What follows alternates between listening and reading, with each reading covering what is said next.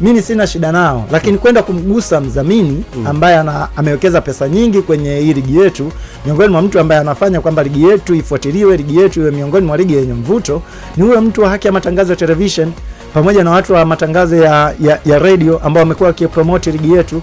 Leo hii unawasemaje hao watu ambao wameweka pesa wasiende kupromote mchezo ambao upo mbele yao ambao ni tarehe 15? Bahati mbaya zaidi, hao ambao wanasema kwamba hawachezi huo mchezo wameambiwa waandike barua kama wataki kucheza mechi. Ingekuwa rahisi tu bana, sisi mechi hatuichezi, tumeandika barua kwenda bodi ya ligi, kwa hiyo mechi hatuitambui. Ingekuwa rahisi sana. Nadhani pia hata watu ambao wa haki ya matangazo ya television pamoja na radio, ingekuwa rahisi kusitisha matangazo au kusitisha promotion ya huo mchezo. Lakini kama uandiki barua kwenda kwa mwenye mamlaka, lakini pia unabaki unatangaza tu kwa maana kwamba hatuchezi, sioni kama inaweza kawa ina mantiki sana.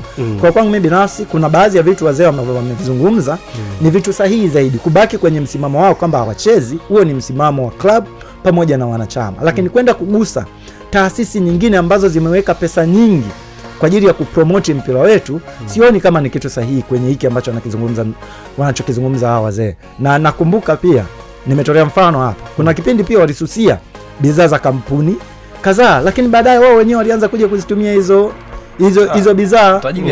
Issue ilikuwa ni issue ya Faisal kama unakumbuka. Kwa hiyo